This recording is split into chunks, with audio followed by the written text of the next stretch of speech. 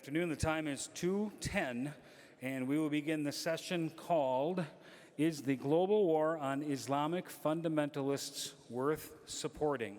Please silence your cell phones and electronic devices, and when there is a Q&A opportunity, please address your questions using the microphones. Thank you.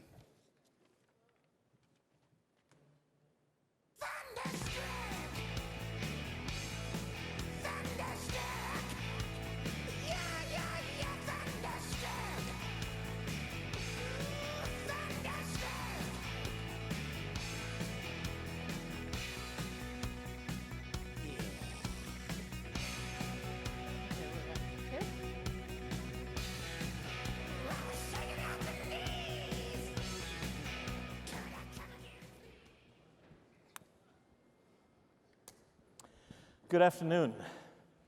My name is Daniel Peterson, and I'm the moderator or the immoderator of this session, which is devoted to the question of whether the war on Islamic fundamentalism can be justified.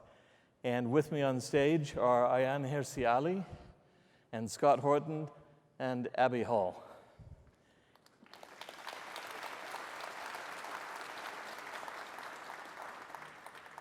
Now, my understanding is that this is just to be a nice informal discussion. It's not a debate, but it may turn into one. So I suspect that we have a division of opinion here. In answer to the question, can the war on Islamic fundamentalism be justified? I suspect we probably have two no's. Correct. Am I right? And I think we have a strong yes, and I'm something of a yes. So, but I'm also the moderator, so I don't know where that puts me. In any event, I thought that maybe what we'd start doing is start with the negative, possibly. We don't have prepared speeches, but if you just want to lay out something, we'll get started going this way. How about that? So, from my perspective, I am an economist by training and someone who studies defense and peace economics. And as an economist, the focus of my research is on issues related to things like militarism. But more broadly than that, economics as a science is focused on what is possible, what is achievable, and then what are the consequences of policies once they are undertaken. And I think that we've seen very clearly over the last 20 years at this point what a war on fundamentalist or radical Islam has brought us, which is the opposite of success. In fact, these policies have been a breeding ground for the very type of terrorist activities that they purport to undermine. And what's more than that, especially too for people within this crowd, is that when we look at the policies undertaken with respect to, again, Islamic extremism, particularly abroad, is that the tools and techniques that are developed as a part of that policy have not stayed abroad, and in fact have very, very much come to be used extensively at home. Whether we're talking about issues related to surveillance, whether we're talking about issues related to policing, of course there's a lot of overlap there. And so I think that we have a variety of pieces of historical evidence that frankly we can look at and we can answer this question, in my mind, quite clearly. Please let me point out that there's something with the sound, so I've had only like a third of what you said. Yeah, it's a little difficult for us over on this end to, not just to understand you conceptually, but to understand you at all. A little bit of an echo. I don't know if that can be fixed or not, but all right. Well, Scott, if you'd like to say. Well, I would say that defining the war on Islamic extremism so broadly has really always been an attempt to deceive us and essentially a bait and switch. From the night of September 11th, George Bush, even though he already knew who had attacked the United States, he didn't declare war on Al-Qaeda. He declared war on terror, your presumed emotional reaction to acts of terrorism by anyone, anywhere in the world. And then they immediately conflated Al-Qaeda with the Taliban and Al-Qaeda with Saddam Hussein's regime. even though Saddam Hussein was a secularist and probably an atheist who worshipped only himself, shaved his chin every morning and wore a beret like a Frenchman. And they said, oh, no, that counts as Islamic extremism too. And they based the lie, the premise of the whole war was that history began on September 11th when radical or fundamentalist Islam turned people into psychopaths who attacked our innocent country that was just a sleeping giant minding its own business. When that's really just not true at all. These guys were mercenaries who fought for Jimmy Carter and Ronald Reagan's governments in the late 70s and early 1980s. They were turned against the United States by H.W. Bush and Bill Clinton's policies in the Middle East. And they were turned against us for earthly political reasons. And even though bin Laden and Zawahiri and the leaders of Al-Qaeda were, self-professed pious fundamentalists anyway, many of their followers have not been. In fact, some of the September 11th hijackers spent time at the strip clubs drinking and doing cocaine.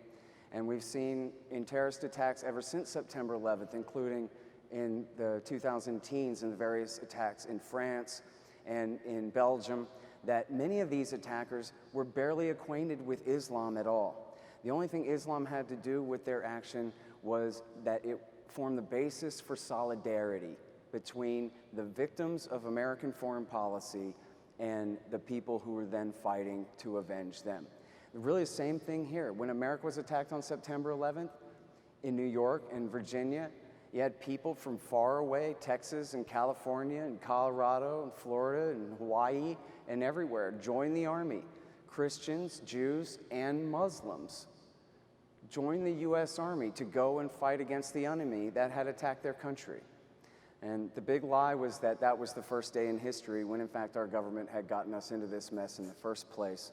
And then they defined their terms so broadly as to, well, as you all know, wage war in 14 nations since then, including 4 or 5 major regime change operations. And in fact, in Libya, Syria, and the war in Yemen, our government has outright allied itself with Al-Qaeda forces on the ground there against enemies that they hate more, like Muammar Gaddafi, Bashar al-Assad, and the Houthi regime that has taken control in Sana'a. So I'll stop there for now, but that's my first answer. Thank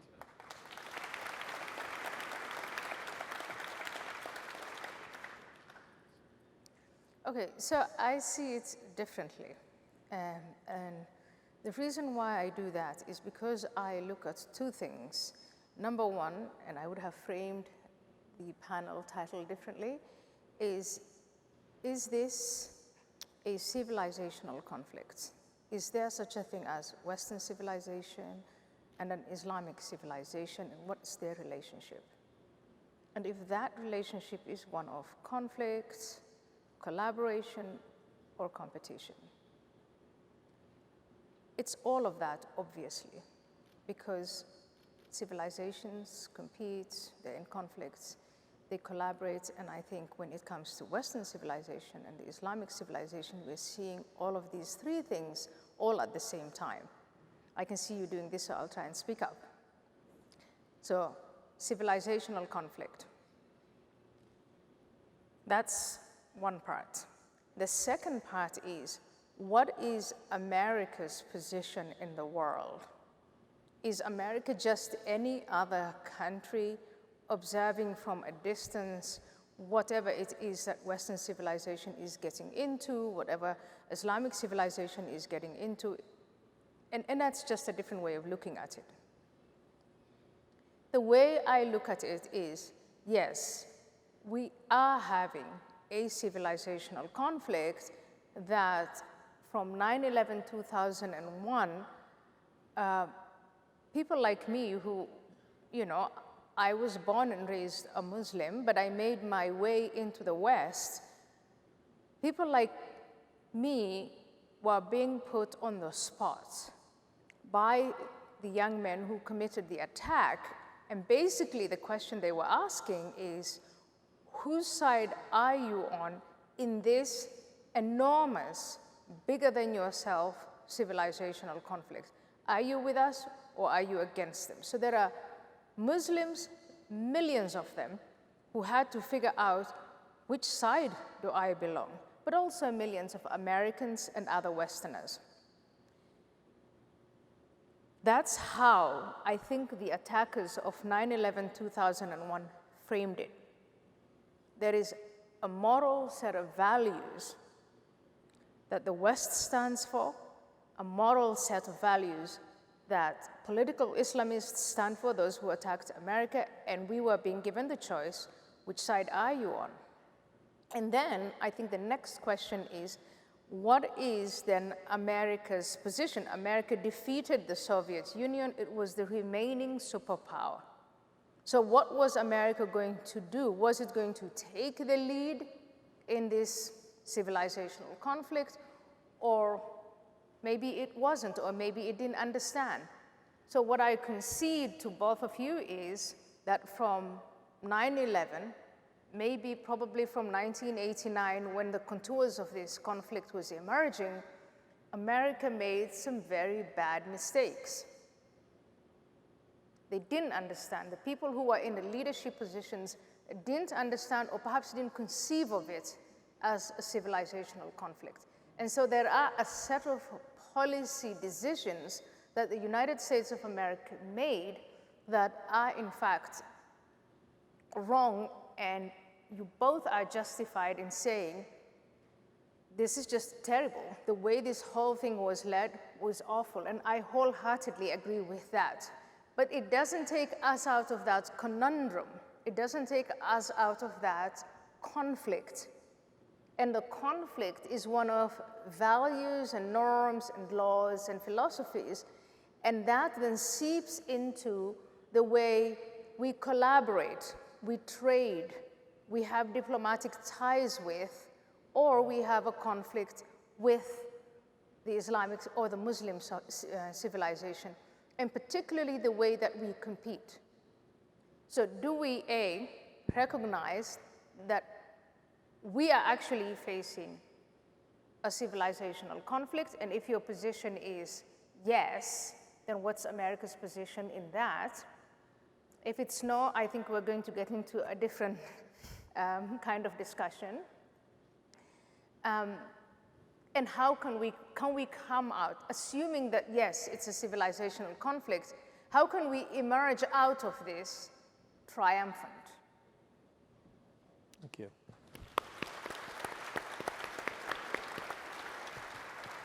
Again, I'm not quite sure what my role is, but one thing I might try to do is refine the question just a little bit.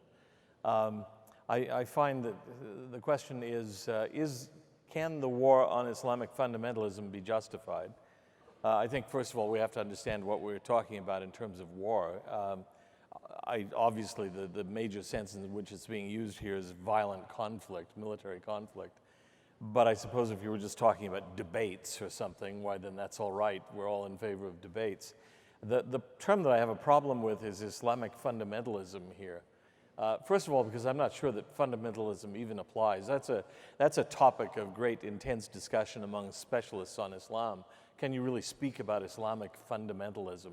The term fundamentalism originates in a very American context out of a series of Protestant pamphlets that were published in California in the 19-teens, I think, called The Fundamentals, in which they outlined what they regarded as the fundamental ideas of Christianity that must be accepted to be a Christian.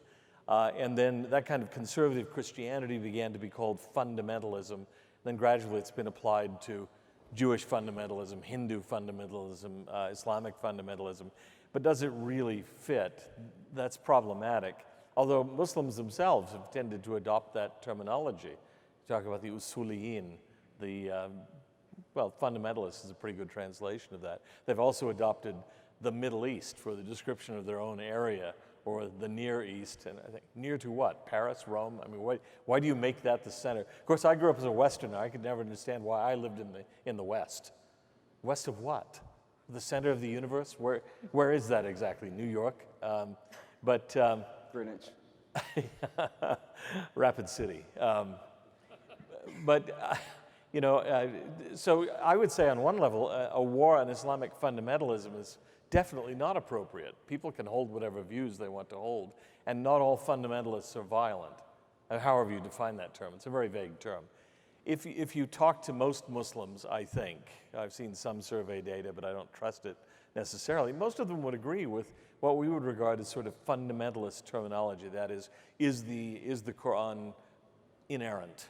Is it the absolutely flawless word of God, and so on, analogous to Christian fundamentalists, Protestant fundamentalists. But most of those people are not violent. The vast majority of Muslims are not. There's an interesting book that came out a few years ago called Why Are There So Few Islamic Terrorists?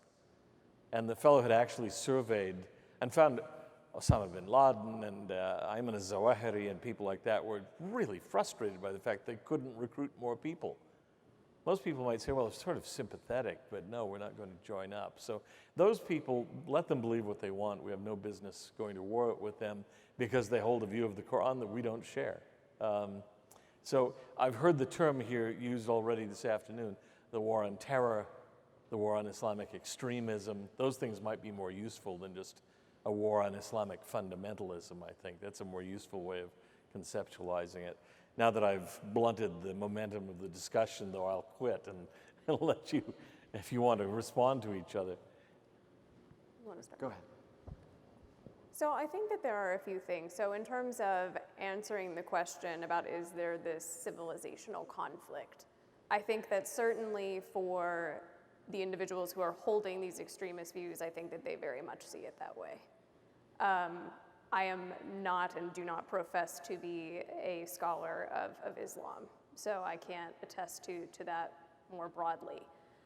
I think, though, there's something more than just saying, oh, the United States selected bad policies. The United States, and frankly any larger government, is going to select policies that are ultimately not going to work in this arena. And let me explain why.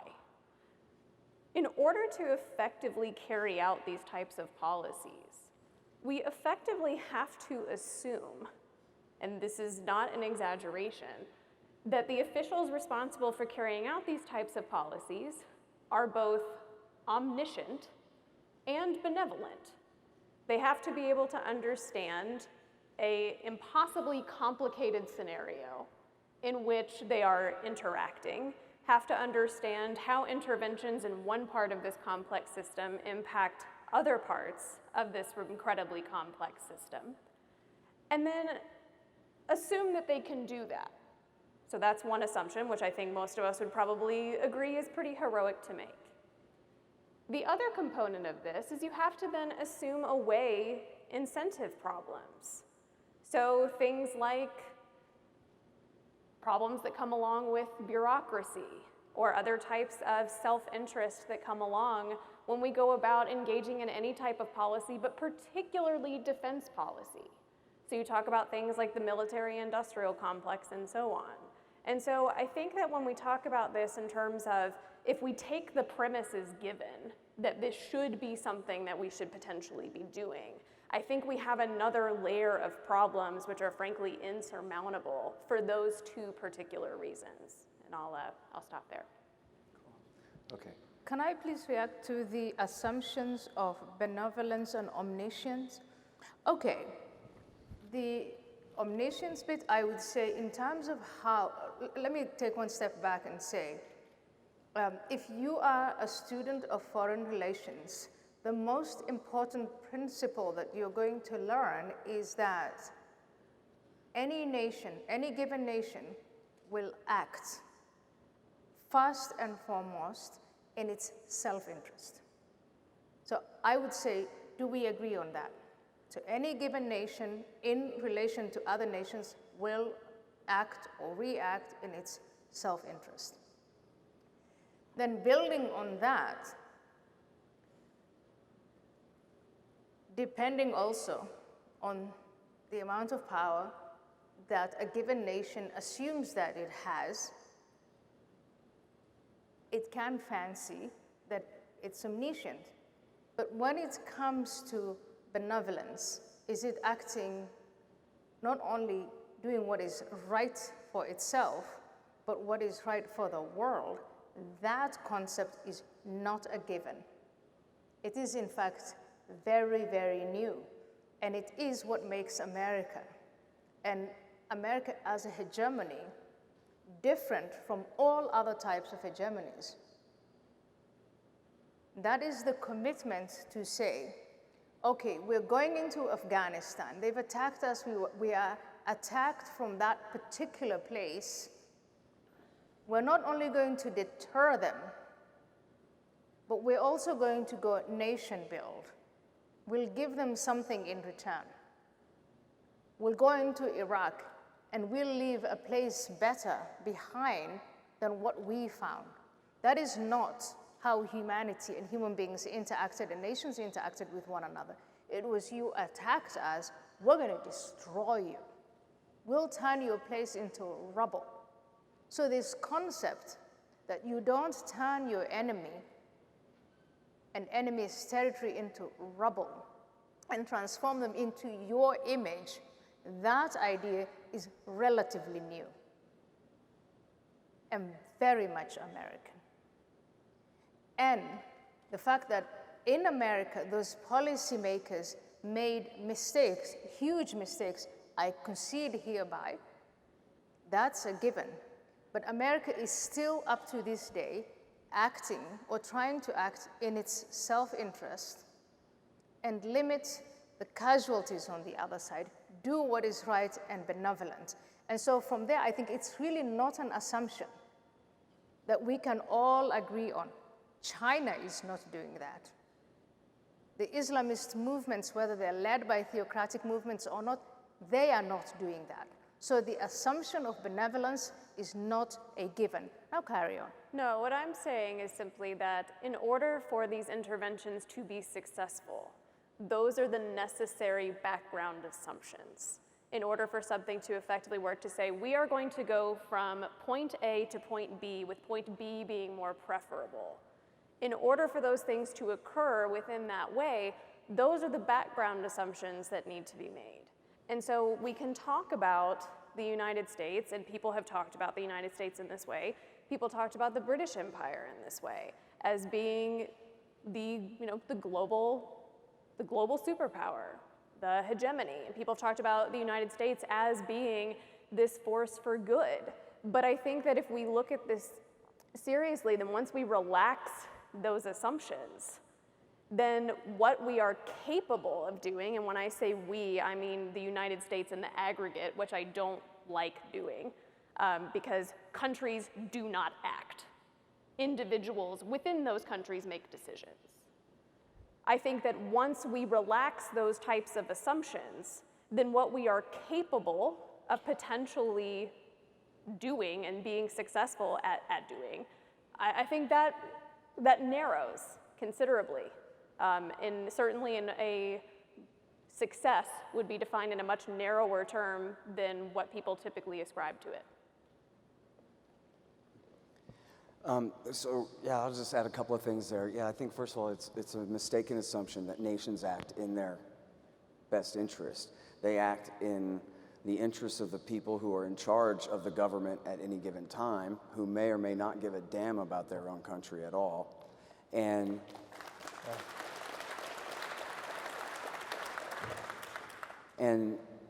they do definitely talk a lot about how much they care about the people that they're killing. But let's get real, in the last 20 years, they've killed something like 2 million people in Afghanistan, Pakistan, Iraq, Yemen, Libya, Syria. We have a no-fooling genocide going on right now, backing the Saudis, the UAE, and Al-Qaeda in the Arabian Peninsula against their enemies in Yemen. That's not a mistake made by people who are trying to be selfless and benevolent and help the world. Those are very deliberate and extremely cruel choices that have been made. Now, even when they're trying to do the right thing, even according to their own interests, touching on the knowledge problem there, they have no idea what they're doing. There's a famous anecdote of Paul Bremer turned to the daughter of a Republican donor who was his aide. This is the viceroy in Iraq War II. And he said, "Who's this Muqtada al-Sadr guy?" And she said, "Oh, don't worry, he's just some minor cleric." Because she didn't know either, but it turned out he was the most important man in Iraq. and he's the most important kingmaker among the Shiites in that country to this day. And these people had absolutely no idea what they were doing. They thought that if they invaded Iraq, they would empower Turkey and Jordan over Iraq, who would stick it to the Iranians and force Hezbollah to be nice to Israel. They put Iran's best friends in power in Baghdad, and they've been supporting al-Qaeda terrorists to try to make up for it ever since, is the reality of the situation. Now I want to touch on something the professor said that I think is extremely important, that even in the absolute chaos, the height of Iraq War III, after Bush's Iraq War II and then Obama's war in Syria had led to the rise of the Islamo-fascist caliphate of Glenn Beck's worst war propaganda from the Bush years, with a clone of bin Laden, this guy Baghdadi, declaring himself the Caliph Ibrahim, sacred ruler of the divinely ordained caliphate, and demanded that true believers from across the Muslim world come to join in their fight. Got 30, 40,000 men at the most, at their height, as their armed force. And most of those were just local Iraqi conscripts with no bin Ladenite ideology whatsoever. So even in all of the chaos in America's wars, which have indirectly benefited al-Qaeda, like in Iraq War II, or directly been fought on their behalf, like in Libya, Syria, and in Yemen, we still see only low tens of thousands of people that you could legitimately call bin Ladenite international terrorists. Al-Shabaab in Somalia, you have to pretend that when they get a sack of money from the Saudis and say, oh, we love Osama, that that's meaningful, even though Al-Shabaab has never waged attacks outside of Somalia's borders. And even though Al-Shabaab, as you guys won't be surprised to learn if you didn't already know, wasn't a problem in Somalia until 6 years into the war that George W. Bush started there in 2001. So the reason for that war is actually an effect of that war, and now it's pathetic excuse, almost 15 years after that. And now, as far as the clash of civilizations go, I mean, I think there's a clash of civilizations going on just inside this country right now, where those of us who want liberty are up against collectivists and authoritarians on the right and the left, who we can hardly get to listen to reason at all. And if we want to spread our libertarian principles of natural rights, individual liberty, property, laissez-faire market capitalism, and self-government, that the way to do that, as the great Ron Paul said, is to show the world how it's done and lead them by example. The worst thing you could do in the world is drop cluster bombs on people and then tell them that that is freedom and liberty and democracy. And our country right now is moving far to the left, economically speaking. The younger generations are convinced of socialism because they're convinced it's the opposite of what we have now, this most corrupt and blood-soaked capitalism. They can't imagine trying to sell it to the world, who would never want to buy it. And they've completely blown their opportunity. Whereas, if they had ended the terror war by Christmas of 2001, as they could have, and had spent the rest of the time even critically lecturing Islamic countries about the way that they do things wrong. There's horrible customs of female genital mutilation in Kurdistan and in Eastern Africa. The freedom of religion in Pakistan is the most shameful thing in the world. They stone people to death for converting to Christianity. As Americans know very well, because our government's been propping them up for 20 years, there's a horrible epidemic of warlords raping young girls and boys in Afghanistan. There are all kinds of problems. Saudi Arabia, our closest allies over there, cuts the hands off of thieves, stones women to death on accusations of adultery, and even crucify people and behead them for charges of witchcraft and sorcery, which you get it that all those people have to be innocent because there's no such thing as that. And that's our closest country that we support in the region. And the opposite of that would be to simply do like Ron Paul said, Show the world by example how we're supposed to be. And then if we want to criticize them honestly and faithfully as fellow humans, that they're not doing liberty right, they're not following our Bill of Rights and our example well enough, well, then we'd be doing that from a position where we're not standing in a swimming pool of the blood of innocent people. Where in fact, the worst thing about Pakistan is America's war there. And the worst thing about Somalia is America's war there. And the worst thing about Iraq and Syria and Yemen and Libya, America's wars. And so what leg do we have to stand on to criticize them for stoning a woman to death when we'll drop a Hellfire missile on her car? And not all libertarians are this way, but I am for world revolution. I am for spreading the ideology of libertarianism to the four corners of the planet Earth. And I think it's the future of mankind, if we're to have a future, is that we're going to respect each other as individuals. As you guys know, all those borders are drawn in the wrong places. And the world needs liberty so that we don't have to fight about all of this. And if we are going to spread that message, we're going to have a government here that acts like the limited constitutional self-government operated machine that we claim that we're trying to get the rest of the world to follow our example on. So that's all. Thank you. So I will say, And sorry I went on so long with that. with permission from the moderator, I'll say I'm listening to you, and there is so much that I hear you say that is music to my ears, right? Let liberty rule, female genital mutilation, the oppression of women, all the terrible, terrible stuff that goes on in the world, that should come to an end. And America's role is to say, instead of imposing it on these societies and different cultures, do as America does, lead by example. That is music to my ears, right? So I think let's just build on what we agree on. That's the consensus. Lead by example. We have, as you said, our own I wouldn't call that civilization, but we have our own internal problems, right? We have our own internal problems, and it's a long laundry list that we within the borders of America need to fix. Totally agree on that. But now, and I think here is where it starts to rub a little, is what happens when we are attacked. What does Rand Paul say? And I've met Senator Paul. What do we do when we are attacked on our soil, when our allies are attacked, when we also happen to be the most powerful country on the planet, and we happen to be the most powerful country on the planet because of our principles?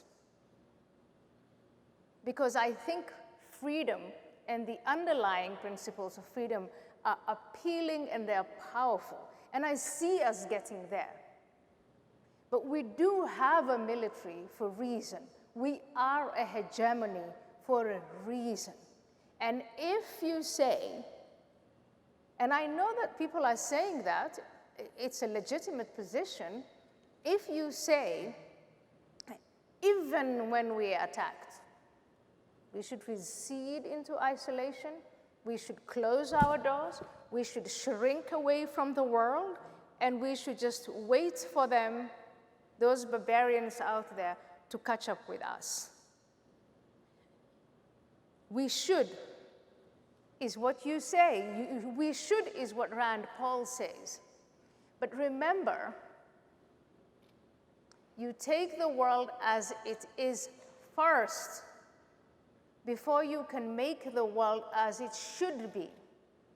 And if you let your adversaries shape and reshape the world, and you lead from behind, you are going to get realities like ISIS.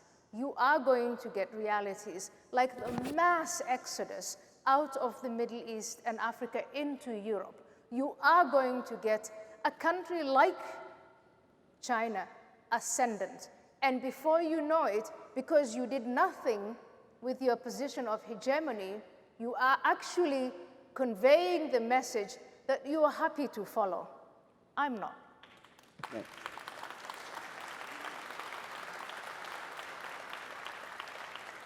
Would you give that same advice to bin Laden and Zawahiri, that they should fight back against us rather than sitting there and taking it as our civilization metes out deadly violence against them? I don't need to give them that advice. They are doing it.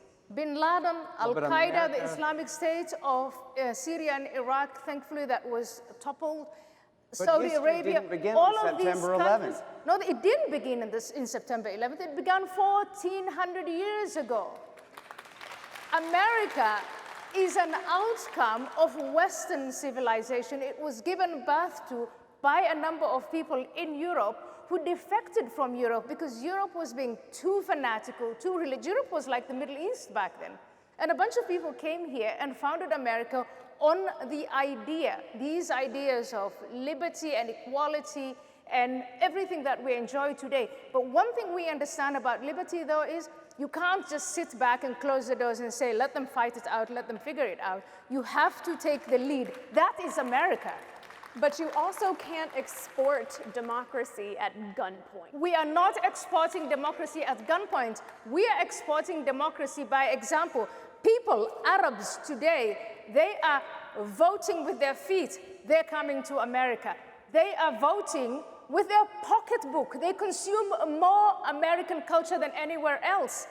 They love American goods. We failed. I agree with you. I totally agree with you. We made horrible mistakes.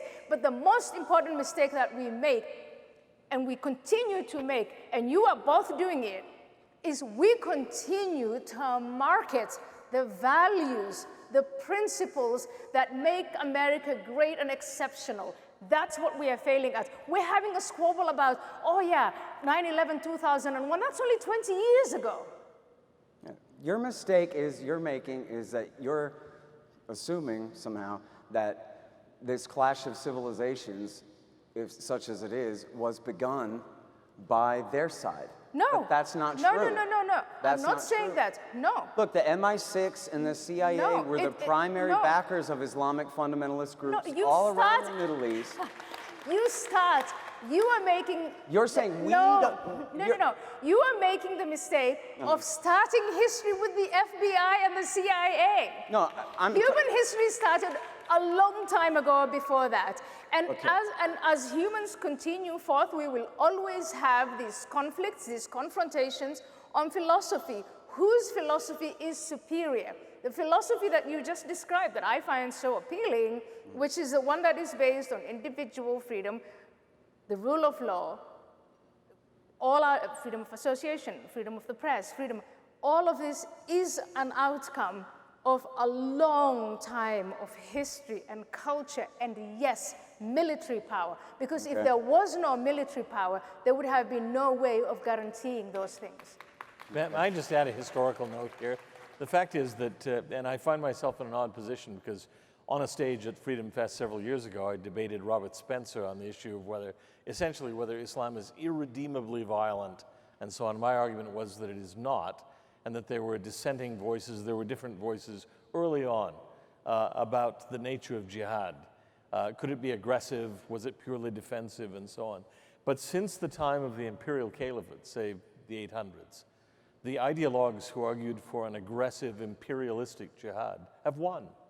And that is what's enshrined in all the classical books and so on. So I find myself sometimes wondering when I hear people saying, look, if we had just left them alone, everything would be fine. They would leave us alone. Yeah, I think that's naive. There are voices there that have wanted an aggressive war against the non-Muslim world and have fought it. Islam expanded from the borders of Spain to the borders of India in the first century after the death of the Prophet. And that was aggressive imperialistic warfare. Except in 2001, the whole region is run by nationalists and monarchs backed by the United States, Baathists wearing French berets. You're right. There's no caliph anywhere. There wasn't a single Islamist state run in the region, other than if you want to count Salah's Yemen, which had been working for the United States since he united the country 30 years ago. And if I may make an alternative point here, but it goes along with what we're saying, because, and this often happens too, and it's not just happening right now, but typically when we talk about issues related to foreign intervention, the impetus is put on people to say we should not intervene.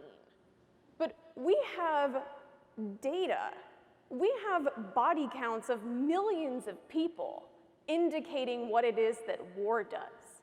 And we know that when the US has gone abroad and intervened, particularly within the context of the war on terror, that it has not only failed, but it has failed miserably. And so the impetus then is on the individuals who want to do the intervention to point out and to illustrate to us what is it about this particular time that is going to be different than the umpteen times before, where we've seen exactly where that's gotten. I think World War II was a pretty successful intervention. If you have to go back to 1946 to find a successful intervention, That's not that that's long not a in good history. example. It's a lot of wars ago. Well, the answer then, but very clearly, okay, so 1945 was a huge success. And not every intervention that the US does is a miserable failure. But even if we agreed that interventions that the US does are a failure, the answer is then not retreat. The answer is then do better next time. Learn from your mistakes. The current administration is saying right now, let's just pull out of the Middle East, let's pull out of Afghanistan, and the previous administration did that too. That is a horrible, horrible decision. We shouldn't do that. That is to me the meaning of failure. We've invested all this blood and treasure. Please, can we just be patient? Can we wait for it to bear fruit? What are we going to tell the wives, the widows, the children, the orphan children of the men and women that we sent to Afghanistan and Iraq? Are we going to say that all that was in vain? So we should that add they died more. in vain? So we should wait. So we should then engage in more policies that will cost more people their lives and their livelihoods, and have potentially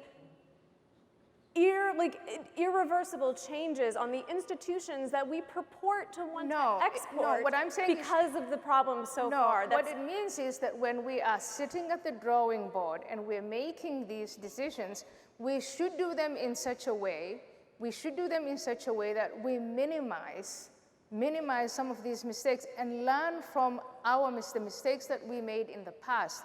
But the proposition, listen, America is now the leader of the free world. It's also a global leader. There is a global world that America led after 1945, after we defeated Hitler and the Nazis. That world is led by America. And it's a world that's interconnected. And it's interconnected on an economic level, political level, healthcare. We're just talking about things happening in COVID and other pandemics and things like that. With that, do we want American leadership, or are we going to sit back and say, let someone else do that? I'm saying, from the perspective of a woman who was born in Somalia, from being a woman, from really enjoying the fruits that we have, that even though America and American policymakers are not perfect by any means, I would prefer it to a world led by China, or a world led by Saudi Arabia, or a world led by no one, and a total and complete vacuum and anarchy. I don't like that. I would rather that we improve American foreign policy than that America abandons the world. Okay. That's basically what I'm saying. Our national debt right now is $30 trillion. America, which our Constitution, if you've ever read it, describes a limited republic and not a world empire. America is broke. America, the most productive economy on the planet, can't afford global hegemony. And if we can't afford it, then I don't think you have much to fear from China or Russia or Saudi Arabia taking over the world either.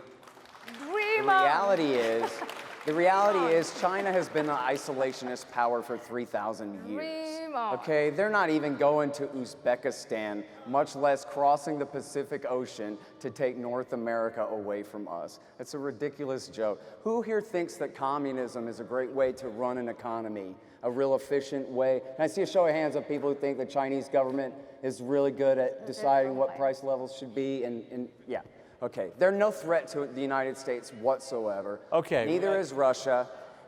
And the fact is, the worst thing about the United States of America is our national security state. It's the reason we have an FBI counterintelligence division. Remember the guys who spent 3 years framing Donald Trump for treason with Russia, and the whole thing was a giant hoax? That was the FBI counterintelligence division and the CIA, who shouldn't exist. Except that we need them to protect us from the foreign enemies that they create for us. I know. I'll be brief, I promise. Because one of the things that I've said a few times, which I agree with, is to lead by example. I think Scott makes a really good point about it's hard to lead from example if your own house is on fire. Instead of focusing our policy on trying to fix what's wrong with them, whoever them happens to be, instead focus on policies that are domestic, because there are things that we can do to do things like export our quote-unquote American values, doing things like making substantial changes to trade policy, so eliminating trade barriers which prevent us from trading with the rest of the world, which exports ideas, because as goods cross barriers, guess what? Ideas do too. And you can also do something else. You can make substantial changes to things like immigration policy, which is another really big, obviously, topic of discussion, but some other additional low-hanging fruit. Fix what's going on domestically, and then you can talk about exporting your policies. Thank you. I'm sorry, the lights in my eyes, and I was so fascinated by the conversation, I didn't even notice all the people lining up out there. So I've been remiss in my duty, and I'm sorry. So could you be really quick? We'll go here, and then there, and here, and there, as much as we can cram in. Yes. So to Ms. Hirsi Ali's point, without getting into this endless back and forth about who started what, if we start with the premise that we take the world as it is and we promise to do better going forward, isn't it a rather important piece of the puzzle to ask the extremists why they did what they did? Because they've told us. They're not recruiting based on women wearing blue jeans in America. They're recruiting based on the bombs that we keep dropping. So if that's their recruiting tactic, and if that's the reason why they're able to not only radicalize themselves, but also their countrymen, isn't that a rather important part of the puzzle that we need to figure out? And I think would lend to Mr. Horton's point about maybe the bombs need to quit dropping, and maybe they'll have less reason to not only attack us, but also recruit their countrymen to do the same. So, a good question, and you touch on so many things, and again, there are so many assumptions right in there, but what I have done is I've actually studied what it is that the people whom we call Islamic extremists or fundamentalists are saying. So I read Sayyid Qutb, I read Hassan al-Banna, I read bin Laden.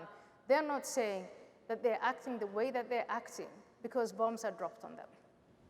They are saying that their societies, Muslim societies, have left the teachings of the Prophet Muhammad and scripture. They're saying that Western civilization, Europeans and Americans, have facilitated what they describe as a decay. And the bottom line is that they're saying we need not only impose Islamic law on Muslim societies, and many of them, many Muslims are resisting that, but alongside that, we also need to impose, I know it sounds wildly ambitious, but that's what they're saying. They want to impose it on America and the rest of the world. And they have picked America as their enemy because they see, when they compare the set of values that they're promoting, advancing, and dying for, and they put it side by side with the set of values that America stands for, they're baffled. They're baffled because this individual freedom, secular government, rule of law, free press, this free association, free, that is not supposed to withstand the weather of attacks nature. It's not how it's meant to be. And yet, America's all powerful, or these Western countries are more powerful than them. So they're going to their own societies and they're saying, stop looking at America for leadership, whether it's in terms of values, norms, or whether it is material and economic gain, or whether it is looking for, ditch America. And those who refuse, those who are Muslim and who refuse to ditch America, they're going to be punished. That's what they're saying. If they were saying it's because of American foreign policy, it's because of the bombs, and I would be the first one in line to say, well, it's very easy, because we stop bombing, they stop attacking us, and they stop oppressing their people, but it's much, much more complex than that. And it's also much, much older than that. Okay. That's just not true. Okay, anyone. It's the facts. I will give you. Let's read Bin Laden together. Let's read Al Qaeda together. That's what they're saying. Anyone can read Osama's declaration of war against the United States from 1996 and from 1998. And they both go on at length about American bases in Saudi Arabia, bombing and blockading Iraq, support for Israel, support for all the dictatorships of the Middle East, pressure on them to keep their oil prices artificially low to subsidize our economy at their expense, and as they put it, which is actually not true, turning a blind eye to Russia and China and India's oppression of Muslims, when in fact the Clinton government backed the Uyghurs against China and backed the Chechens and the Bosnians against the Russian-aligned Serbs. And you can just read it yourself. Mohammed Atta, the lead hijacker, on September 11th, he volunteered to join al-Qaeda after he read bin Laden's declaration of war of 1996 and read its emphasis on the Qana massacre perpetrated by the Israelis in 1996 in Qana, Lebanon, where 108 women and children were killed in a UN shelter. And according to his biographer, Terry McDermott, Mohammed Atta and his best friend Ramzi bin al-Shibh, who's in Guantanamo to this day, that was what made them decide to go and join al-Qaeda, was that al-Qaeda, bin Laden said he wanted to punish the United States for supporting Israel in their oppression of the Palestinians and the Lebanese, and that's just a fact. And if Syed Qutb said he didn't like R-rated movies, that doesn't mean anything to the 19 hijackers who crashed those planes that day. As Michael Scheuer, the former chief of the CIA's bin Laden unit, pointed out, the Ayatollah Khomeini spent the entire 1980s railing against America's corrupt and decadent culture, and nobody cared. Bin Laden, on the other hand, stuck to deliberate and specific criticisms of American foreign policies. Bases in Saudi to bomb and blockade Iraq, support for Israel, support for the kings of the region, pressure on them to keep oil prices low, and turning a blind eye to Russia, China, India, and Uzbekistan and their oppression against Muslims. Read it and weep. It's right there on Amazon.com. Can I just ask a yes or no question? Real quick. I wanted to thank you, Ayaan, for your bravery and for your courage, because I know your history and I've read your books, and I just thank you from the bottom of my heart for your courage. It takes a lot. Thank you. Is it possible, do you believe it's possible for Islamic fundamentalists to integrate into the West? If so, how? Is it possible for Islamic fundamentalists to integrate? I know that they've made attempts to integrate into the West. I know that they have made attempts to try and influence our government leaders, our media, our education system. It's called da'wah. If I had more time, I would talk about it. But I think that is also why it's incredible to me that we're entertaining the conclusion that because bin Laden and his ilk demand that we stop supporting Israel, that we actually consider it. Thank you, everybody. Yeah.